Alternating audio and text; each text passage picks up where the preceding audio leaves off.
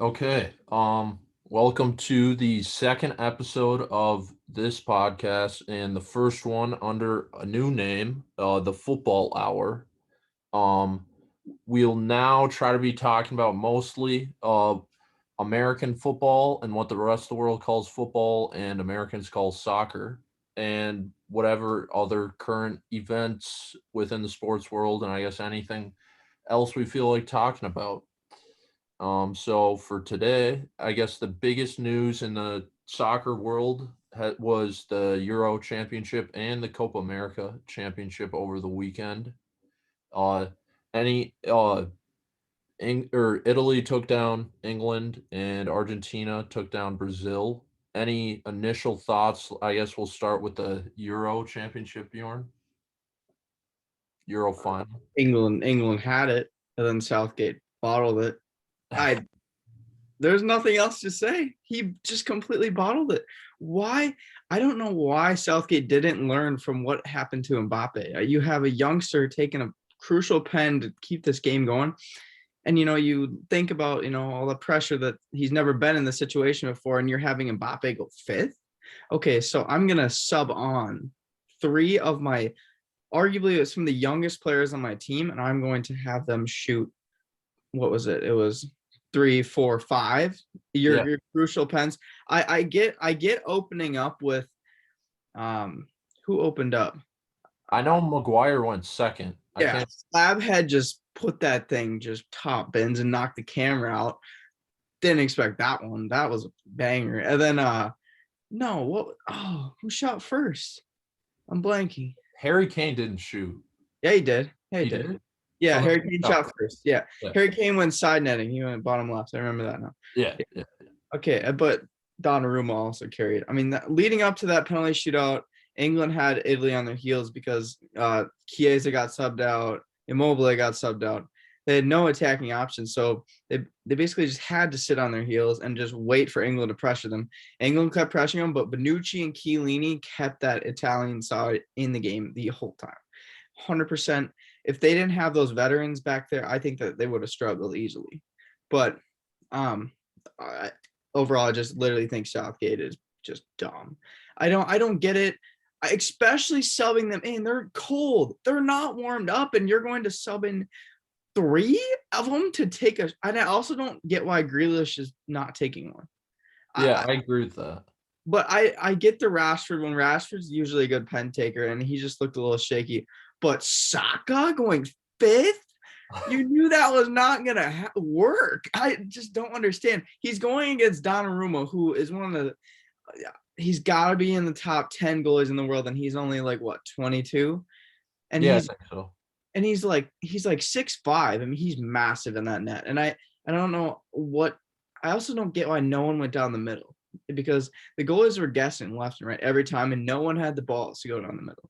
I I thought think someone on Italy went down the middle. really, I don't know, I can't remember, but Jorginho missed. That was the weirdest thing ever. He doesn't Yeah. miss.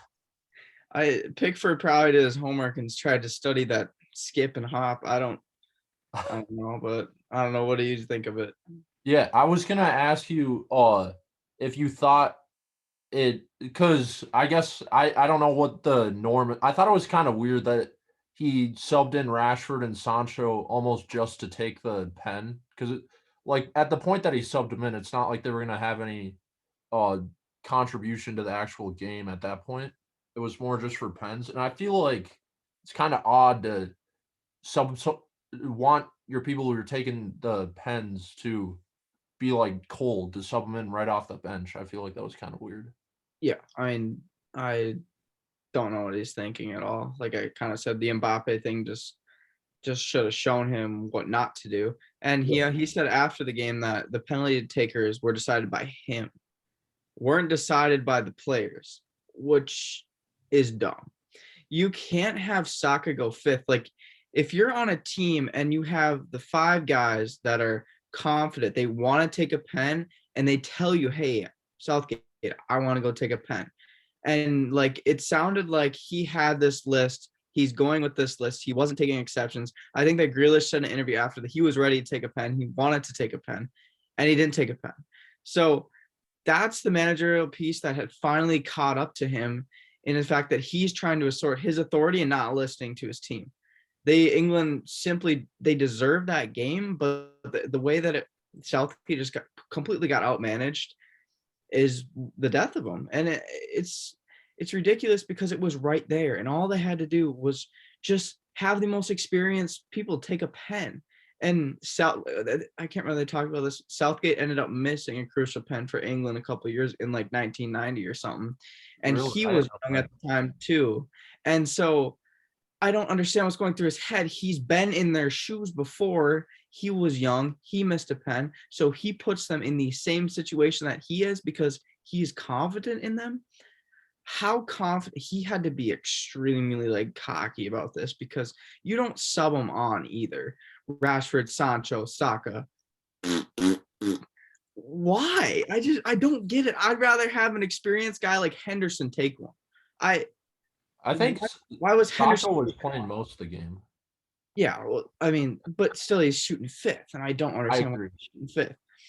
I get the open up with Harry Kane, let's get our confidence going, but you gotta finish the shootout. I mean, you can't rely on these youngsters to put it home against Donnarumma. It's just not gonna happen.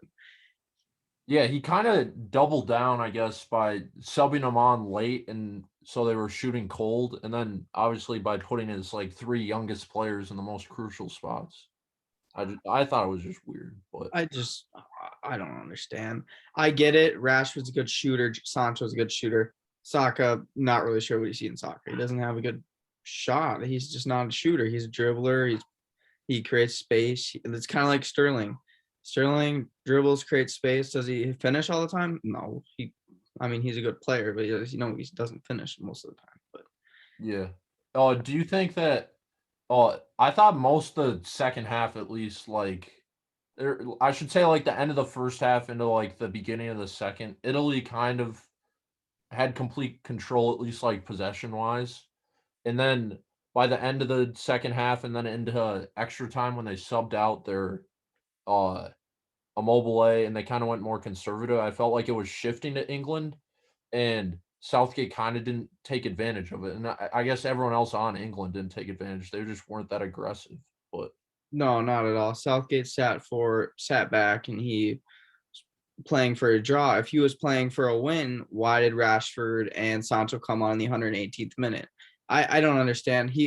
I almost felt like he was playing for a draw. It made no sense to me. Why were these guys not brought on earlier? You have the legs. You have Rashford, Sancho just chilling on your bench in the 118th minute, and your team's dead, and you don't have legs. yeah, like they had a huge depth advantage against Italy. Like Italy's super talented, but from at least what I know, they just don't have anywhere near the same depth as England. And Southgate just missed a huge opportunity, I think, to use his depth. No, 100%. He should have brought him on a long time ago. That was just, oh, it just froze me. It was right there. It was coming home until it came to Rome. That's literally what happened. It's Southgate's fault, and he knows it. He even said in an interview after, he goes, "It's my fault. I decided the pen takers were like the whole country of England's like, you didn't let the players decide who took the pens." God, I don't know. We talked about this before with Southgate and how me and you were both like, how has he brought this team to the final? It's the talent that brought him to the final. And sitting back and I think he's playing a four back, but still, he's got the two CDMs that are just coming back and chilling. So it's basically like playing six in the back. Such a boring style of football, and I just whatever. Yeah, and it was even weirder because Italy had such a hole in their defense, at least early, with Spinazzola getting hurt earlier in the tournament. At least their defense wasn't the same as it was as the tournament started, and I feel like he could have taken advantage of that with how many striking options they have. So it was weird to play conservative again, at least in my opinion. Yeah, 100%. I mean, Southgate, again, he got completely outmanaged, and there's nowhere you can't move around that. It showed. I mean, Italy won, and it was simply just because Donnarumma was a little too much to handle. That man is just granted, Sancho's penalty, horrible, Like he opened his hips and he went right.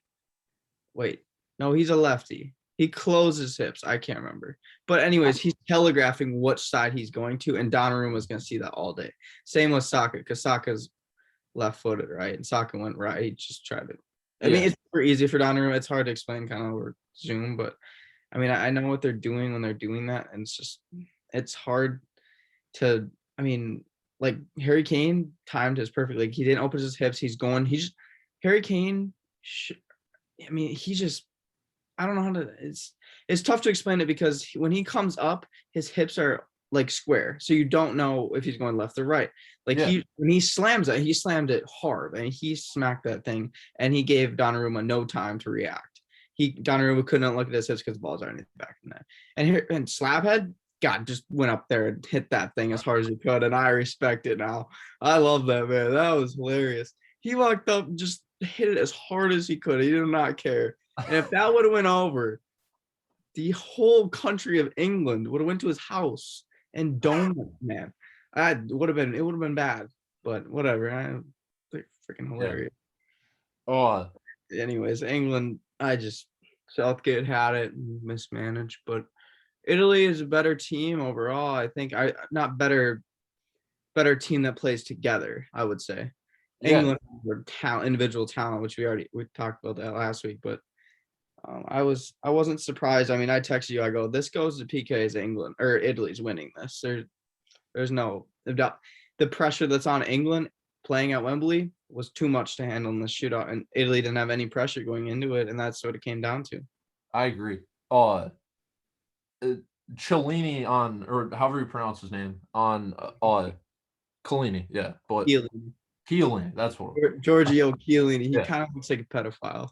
He's hilarious though. He looks like he's 55 years old. He's at least 30. I think he's high 30s. I looked it up. I think he's like 36, 37. Let's see. 36. That's actually younger than I thought. But it's very impressive how effective he still is, given how old he is, because obviously he doesn't have the same speed as a lot of the guys he's playing with, but it was impressive to see how good he was all game, I guess, and all tournament even. Yeah, no, that Italian defense was what brought them to the finals.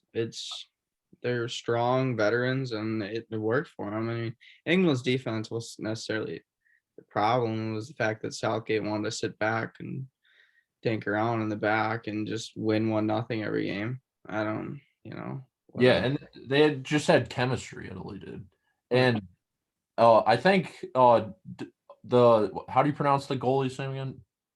Donnarumma. Yeah. He won player of the tournament, I think.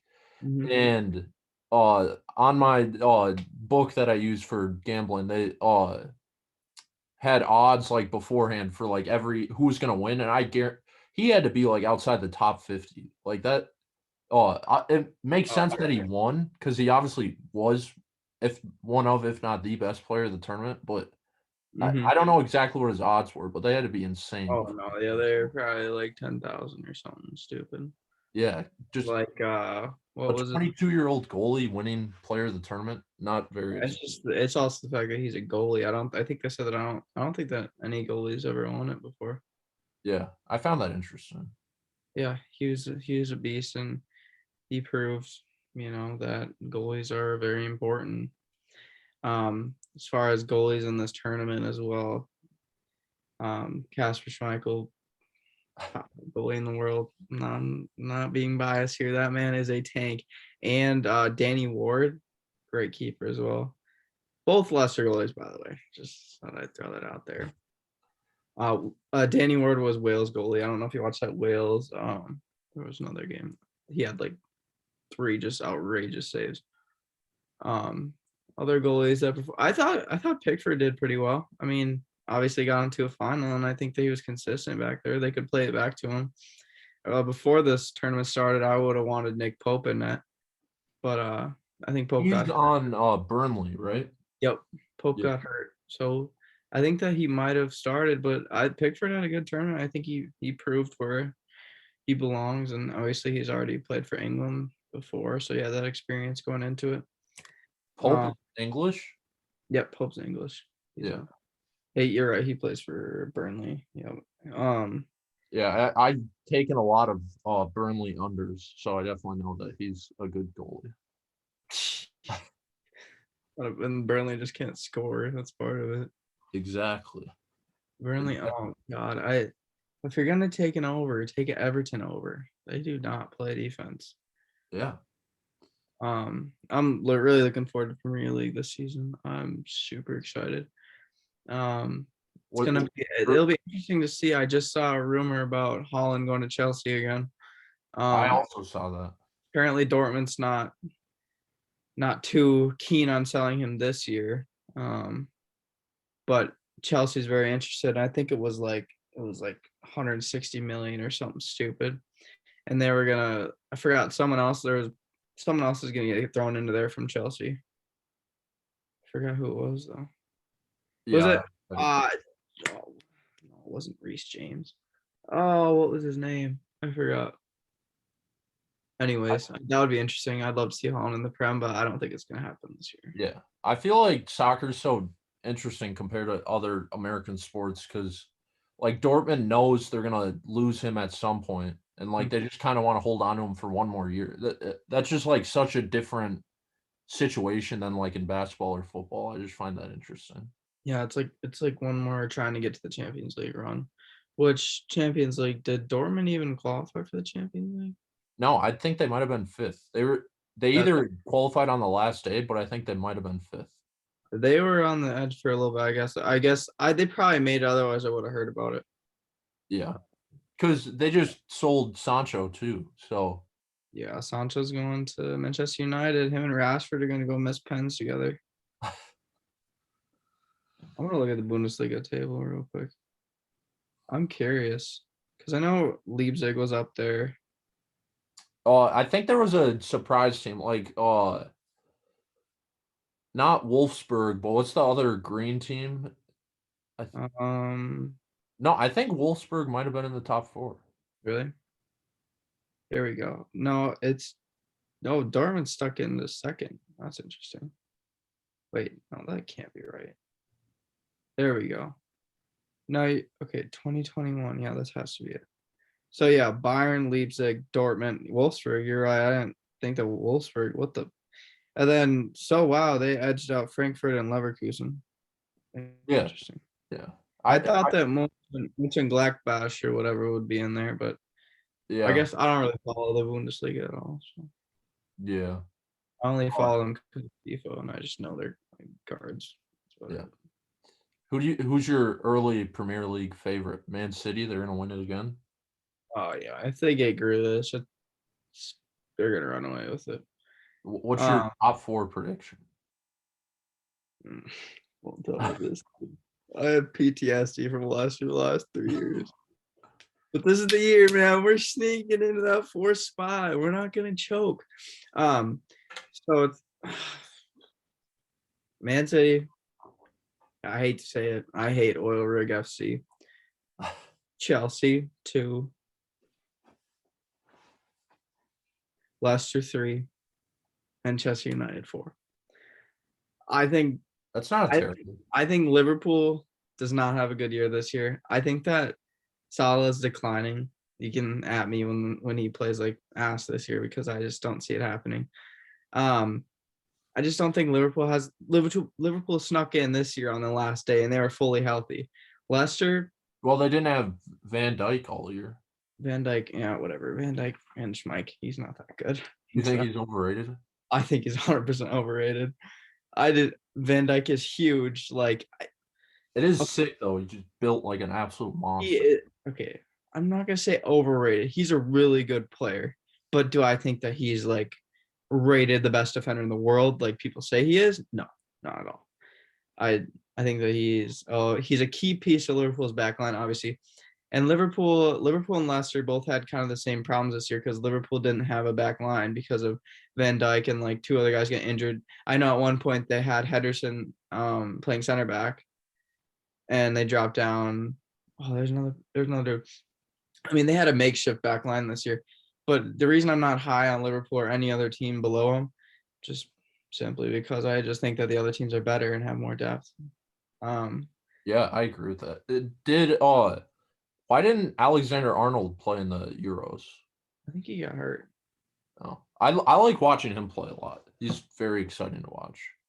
Trent he loves whipping those balls in. Yeah, He's got one here, and he just that's does that the entire game. coming down the right hand side and just whipping in some crosses, and it works for him. I just think the Liverpool don't make the Champions League this year. Simple. I mean, I have the Leicester bias, but I literally think that Leicester could maybe come up there for a Premier League title this year. Simply, I talked about this last time. I'm not gonna make this a Leicester show, but they just signed Patson Daka. He's from some weird league, and this man is just fast, and he's like Jamie Vardy. I can't wait to see this year, and I also think that Man City is just gonna be too much to handle if they get Grealish and Kane. I still don't know what's happening with Kane. Tottenham, they're gonna finish 10th. 10th. They're not good. They have no depth, not even a little bit. And especially because Bale wants out. And if it's literally just Son and Kane, they have no one that wants to play. Like, name another dude on Tottenham that really stands out to you. You can't. They're Dele Alli, or however you say his Dele name. Alli. He's not that good. Where was he on the England national team? Exactly. Oh wait, he wasn't on there. Oh yeah, that's right. That's what I thought. So you don't think they'll even qualify for the Europa? No, they will not get top 6. No, they won't even make the Europa League. We'll come back to this in a couple of months, and they're probably gonna be in the first place. I don't think they have the depth to do it, and I don't even know who their manager is this year.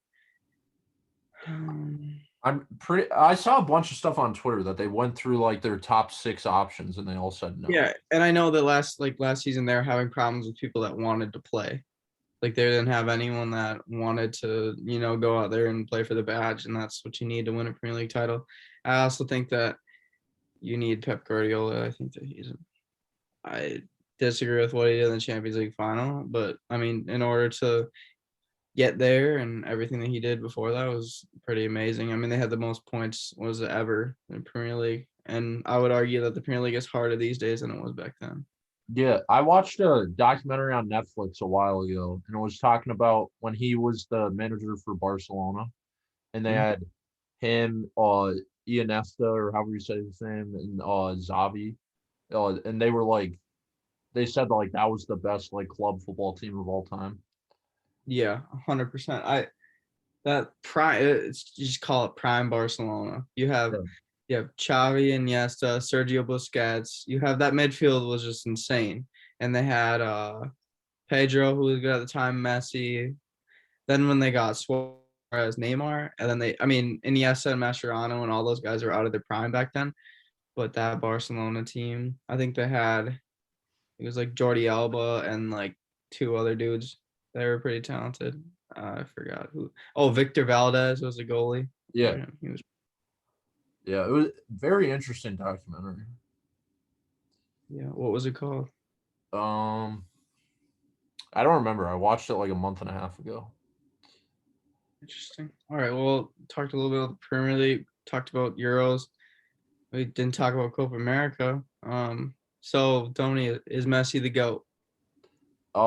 Yes, I believe he is. I'm a Ronaldo hater. I realize how elite of a striker he is, but at least from my casual point of view, I feel like the way that Messi gets his teammates involved compared to Ronaldo just puts him on another level.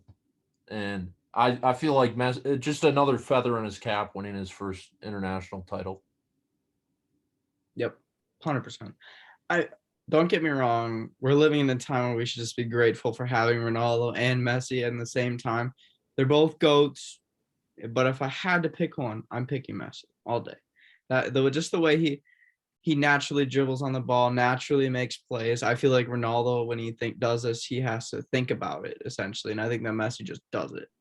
That's why I would take Messi over him. But I just think I think my comparing Ronaldo to Kobe in basketball is very similar because Kobe's just like a natural scorer and he's just like score everything at all times and he just looks straight at the basket. And like he might be the best scorer ever, kind of how Ronaldo might be the best striker ever, but it's kind of like he's so locked in on one thing he doesn't really even realize he has 10 other teammates on the field. Yeah, I also think Ronaldo's like kind of just chauvinistic, if that makes sense, because he's got he's got the chiseled body, he's got the hot girlfriend or hot wife, he's got the Bugatti, and then Messi's over there just chilling. He's got his wife from high school. He's a midget. He's tiny. But He's just more likable. essentially, you could compare. I'm trying to think of a good comparison here. You could compare Ronaldo to. I'd say no. I was gonna say you compare Ronaldo to McGregor. I don't know if that's No, right. I think that's fair. I just think that they both talk and they both are very talented, but sometimes when a bigger guy or a guy that's a little more talented to puts you on the ground, Justin Porter. Has more at least will and like drive in that moment. Yeah, sure. I mean, that's not exactly a great comparison, but it's something that you could bring up, and you could compare Messi to like Poyer, just a grinder and just naturally gifted, essentially. I don't know, or Yeah. no, or you could say Masvidal, because Masvidal is fighting in freaking Kimbo Slice backyard, and he didn't care. He's Yeah, just naturally a badass. he's married to the game. Yeah, He there does you it go. for the love of the game, not the Yeah, fame. I like my Masvidal comparison a little more. Yeah, I Um, like that. yeah, I mean, fair enough. I think that we also talked about this when I was at your house, but the Copa America final was way more entertaining than the Euro final. I It's agree. just Copa America, Brazil and Argentina are just up, down, up, down, up, down, counter, counter, counter, counter. And it's like Euro, oh, we're gonna pass her on the back. Like I'm being a typical American right now. I'm saying, oh, I was bored of soccer. Soccer's boring. Like we're already doing a freaking pass the whole game. And then you go to Euro and they're like you see Neymar just beating three guys casually in like 90th minute on zero legs. I don't know. What do you think? Yeah, I mean, at least the in the final was kind of the first time Messi actually got help from his teammates, and that proved to be the difference in the end, obviously, from Di Maria's goal. And I agree with everything you said. I thought it was way more interesting of a game. It's more exciting. It's kind of like in college football watching like the Big 12 and watching like Oklahoma versus Oklahoma State, and it's like 45-50. And then you turn on the Big 10 and it's like Purdue and Wisconsin and it's like 6-10 or something. And I feel like that's a fair comparison to Southern American football, at least at the international level, to European football. But I also thought it was weird at the end of the game when Neymar was on the field like crying for like he was on there for like the entire celebration that Argentina had. I just thought that was weird.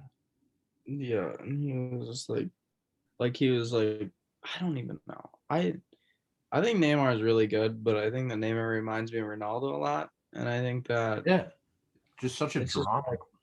yeah. I mean, I don't know. Neymar is the best dribbler in the world right now. I think that he's better dribbling than Messi, just simply because Messi's prime is up. Yeah, But Messi's still amazing dribbler. Don't get me wrong, but Neymar is the future. That future exciting player that can change a game with just his dribbling. Um, but I believe that kind of what you said, that Messi actually had help this time. So at least Messi didn't have to deal with Higuain missing sitters. So and he had Di Maria put that nice little chip in the back. I thought that was a pretty nice yeah. goal.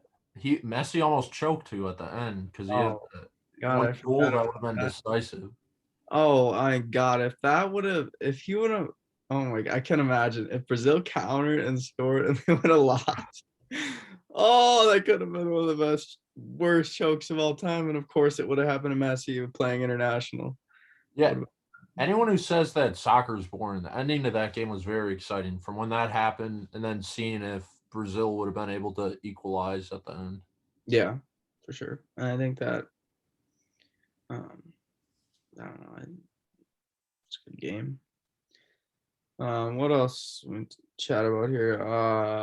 You're talking about the UFC. I guess that was the other big sporting event of the weekend. Main event, McGregor uh broke his leg and lost to Poirier, even though he was getting destroyed.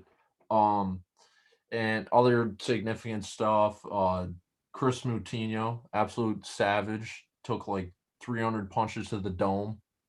That was fun to watch. It was an entertaining card from start to finish, honestly. The big Tai Tuivasa doing the shoey after he knocked out Greg Hardy. Even though the co-main Stephen Thompson and Gilbert Burns was a little boring, I'd say it was a very exciting card.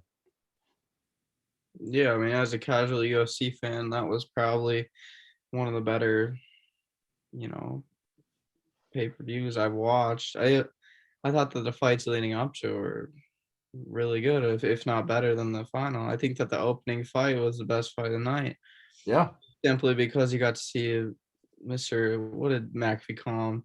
The jaw of the century, because that man just took him. I mean, I watched his interview on Pat McAfee show, and that was just nuts. I mean, the dude was super cool, and I think he's one of my new favorites now. If I hope he gets another shot, I think he will. I don't know how he doesn't. If he gets some offense, I don't. That'd be really cool if he could throw a punch, but apparently he can't. So I don't know the exact specifics, but that so I know like most of the time, like young or at least like first time UFC guys when they get in, they sign like a 3 fight contract. But being that that one was so short notice, sometimes I feel like I think it could be like 1 fight. So if he only signed for the 1 fight against Sean O'Malley, he definitely earned himself another contract with the UFC because anyone who sits in there taking that many punches, he's gonna have a huge fan base. And I mean, there's so many fights on each card, so there's definitely gonna be people. He moves the needle at least. Like the people are gonna be fans of Chris Moutinho now. 100%, he's a the man is just got some balls. Yeah. And then I get obviously main event, McGregor goes down. What were your initial reaction from the fight? Such a stupid way to end it. I also think Connor's kind of a dumbass for just sitting on the ground and be like, "Hey, you're watching my games." Like, shut up, dude. You literally, like, your leg is broken. You literally can't fight, and you're out. You're still talking. I'm like, God, I don't know. I love Connor, but like that was just annoying. Like, dude, you lost. Like, I get that you lost in a stupid way, but I don't know. I thought that casual UFC fan, I think that the fight was, I mean, the first round, McGregor almost had him in the guillotine, and then I saw like a video on Twitter of Poirier putting his toes on the fence and like pushing Yeah. down. I think that's kind of dumb. Imagine if that would have ended right there, it would have been a whole different story. And I think that McGregor would be, competing for, was it fighting Oliveira or Yeah. something? Yeah. He'd fight for the belt next, what Dustin Poirier is Yeah, now. But now he takes a huge step yeah, back. I don't know how long. Thought I saw on Twitter it was like it wasn't too long, right? I don't know. for McGregor. Yeah. Yeah.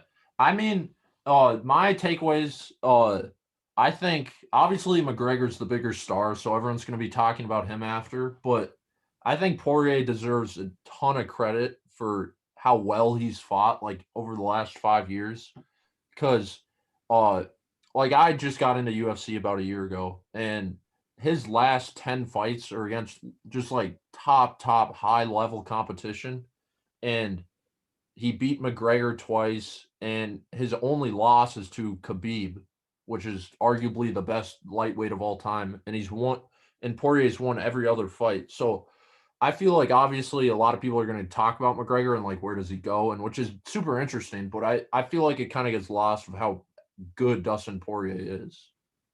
Yeah. I only talked about this earlier, but I think he's a grinder for Yeah, sure. I think that he's just naturally a good all around fighter. I don't really know that much about UFC, but I think that I mean, he gets in there with Connor, beats him, knocks Connor out. Um, this time I'm not really gonna say anything, just simply because I think that Connor would have had a good chance coming back into that fight if they would have stayed on their feet. I Yeah. think counter going to the ground with Poirier is not a good idea. But Yeah.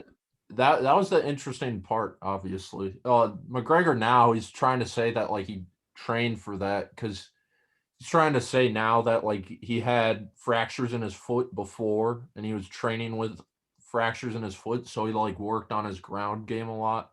But I don't know how much I believe in that. no, Uh I don't believe it for a minute. I think that he's just being kind of a pussy. yeah, I mean I'm kind of in the middle with McGregor. Certainly don't like hate him or anything, but I'm not a huge fan. And uh it just from his how he acted after the fight and honestly pre-fight, like Poirier kind of won both most of the stuff out of the cage on top of winning in the cage. Like he just seemed like the better guy in the post-fight interviews and in like the press conference. He didn't get like overwhelmed by all of McGregor's chirping, I guess. And it's really interesting to see where he goes. Like, obviously, there's always the fourth fight now that he can do with Poirier because he did break his foot, so he has an excuse or break his leg. But I don't know. It's interesting. It's very reminiscent. I like to say that McGregor is kind of this era's Mike Tyson. Not saying that he's like as big as a star, but at least he's the type of guy that like everyone watches his pay per views when he fights. At least every sports fan. And very reminiscent of kind of the fall of Mike Tyson at the end of his career, kind of what McGregor's been doing now. I mean, he has fought high level guys, but the way he's reacted after is very interesting, at least say the least. Yeah, I think that was overall a pretty interesting card, and I think that McGregor's future is obviously in question, but we'll just have to see how it plays out. Yeah. All right. So biggest I think sporting event this week got the Open Championship kicked off this morning in England obviously. Louis Oosthuizen, top of the leaderboard. Jordan Spieth, number 2. Any initial thoughts from the first round, Bjorn? Uh, Louis Oosthuizen is not going to win this tournament. I would put the house on it. This man can. I think we talked about this last week or something. This man can never finish a tournament ever. Sure, everyone's talking about how he's always being up there in the majors. He'll always be there. Can he finish one? No, he can't because he likes putting balls in the water on playoff holes. He Well, has no ball. his one major is the British Open, so I don't care. He's not gonna win it. I don't. I'd give it to Spieth at this point. That man, he chipped in like twice, and what did he do? I think he putted a couple pretty nice putts too. yeah. I think Hovland. I think you said last week Hovland was a good pick too. Hovland's like -2. Zalatoris, my boy. Oh my God, he got a double eagle, and then he bogeyed, and then he missed a putt this big. I saw that one. He completely just like Oh yeah, it went like off. It went off the top of his putter. yeah. It was actually kind of. It was like it looked like something like a amateur would do. I mean, I think he was just going a little too fast. I mean, no, he wasn't even going fast because he had it lined up, and I think he just. I don't even know what happened, but I mean, he's still 1 under, and I love Zalatoris so much, but God, that was pretty bad. Yeah, that was weird. Who else Outside of Spieth and Oosthuizen, give me 2 other names you think that could make a run. You said Zalatoris, I guess, but Hovland. yeah. Rory's +1, DeChambeau's +2. And you see what Bryson said about his driver? Yeah, that was wild. I love Cobra's response. They're like, "I'm tired of Bryson's crap," and Yeah, that was very funny. they're like, "Oh, my driver can't do it. I Puma, my driver, the face, and my mishits are going 40 yards right." Like, no, pal, you're just rocketing it with your protein shake 70 yards over in the next fairway because you're on roids. I don't know. I like Bryson kind of. Sometimes I don't. But like today I didn't like him. I'm looking at the leaderboard right now. I'm trying to see. Oh, I like Stuart Sink. Very, Oh, that'd be interesting. very average guy. Yeah. Just average. Like he could get up there because he can be consistent. Oh, Morikawa's 3 under. That's interesting. That's someone to keep your eye out for. Uh, name that I liked before the tournament, I laid a top 10 bet on him, Paul Casey. He's been playing pretty well at all the majors and obviously kind of home course. He's from England. I thought that was an interesting pick. Yeah, Um, he's 2 under. yeah, I think he could make a run. That's pretty good. I'm surprised. I think that all these guys that are 1 under are still in it because I think that some of these guys are gonna end up dropping some strokes. Yeah. I don't I think think that Dylan oh, Fratelli will be up there. That man is I don't even know how he might be the ugliest man I've ever seen in my life. And that's just something that you can never bet towards because he's ugly and you're just, you can't go for that. Like Zalatoris looks like Happy Gilmore's caddy. Throw the house on it. Uh, exactly. Justin Thomas, good looking dude, has the best style on tour. Throws freaking house on it. But then you look at Dylan Fratelli, he's got an arm sleeve in golf. And it doesn't help that he's about 110 pounds soaking wet. So it just doesn't work. Yeah, So like if Zalatoris put on an arm sleeve, that would be a very odd move. no, it's just you gotta be attracted to who you're betting on, It's just, Yeah, like the only guys like on tour that could have an arm sleeve would be like maybe Dustin Johnson. I was gonna say Dustin Johnson just because he's got Paulina Gretzky as his wife. You can do whatever you want with Paulina Gretzky, or not his wife, his girlfriend, whatever. Yeah, You they've want, been together forever. you want Paulina Gretzky, then you can do whatever you want. It's Yeah. cool. I'm trying to see what other names are you gonna say. Justin Rose is an interesting one, 3 Mm. under. Obviously, English guy. He's probably played the course a couple times. I don't know, nothing else that. Oh, we can talk about Phil Mickelson putting up an 80, putting up a Yeah. meat score. Yeah, I bet on him to miss the cut though, so I'm very happy that he did that. He blew up. He went 40-40. Wow, that's a me score, and I would be happy with that. But that's Phil Mickelson. Yeah, I love Phil, but I feel like since he won the PGA, right? Not the US Yeah, Open. no, Uh, PG. since he won the PGA, I feel like he's kind of been counting his money, I guess, and he's if you look at like his finishes after that, I don't think he has like a top 50. And then obviously he did the match. I feel like he's just thinking about too much things outside of golf right now. Yeah, he's just living his life because his golf life is Yeah. fading. I yeah, I do not blame him I though. don't even say fading. He's long. I don't understand. He's like it's not the distance that's hurting him. It's just like he just has his iron shots haven't been too great. His putting is pretty good. I don't know. Yeah. It's not Oh, even a driver, and you'd expect it to be his driver when you're 50 years old. I don't know. yeah. When I'm watching the British Open, I'd honestly say it's probably my second favorite major to watch. I just think it's just like the links course, it being wide open. At least Royal St. George's where they're at now, it just looks cool on TV. The super deep bunkers.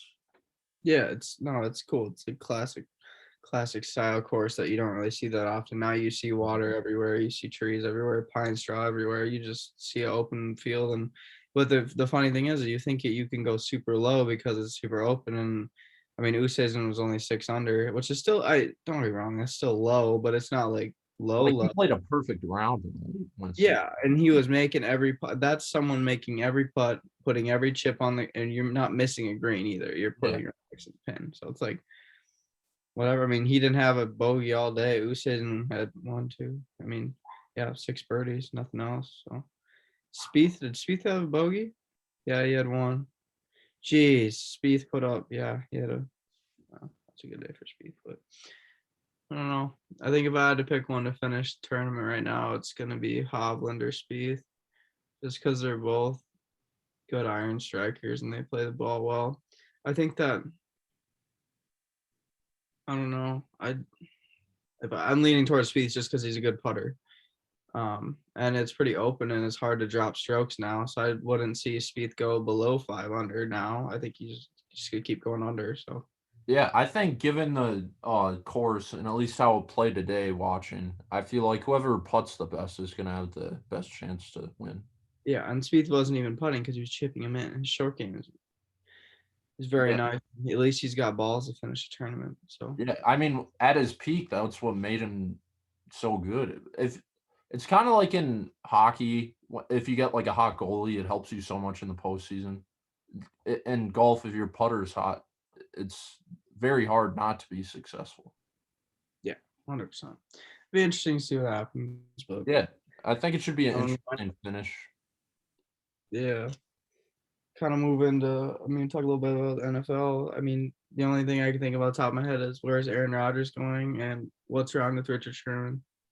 Yeah, I mean, yeah, two super interesting stories. I honestly have no idea if Aaron Rodgers is going to play or not. If I had to pick, I think he'll sit out. Honestly, what do you think? I think he's getting screwed in Green Bay. I don't know why they. I mean, I think that Rodgers was done the second they drafted Jordan Love. I agree. I don't think Green Bay really is dying to bring Rodgers back because they obviously want to go to Jordan Love at some point. Yeah, There's a and I reason think to that draft you him. then give. I mean, give Rod put Rodgers on a team with some weapons. Give him some wide receivers that he can actually pass to, and not like wide receivers like Marcus Valdez-Scantling. Yeah. Uh, God damn, he's bad. I yeah. think that they got Devontae Adams literally just carried that whole team. It wasn't even close.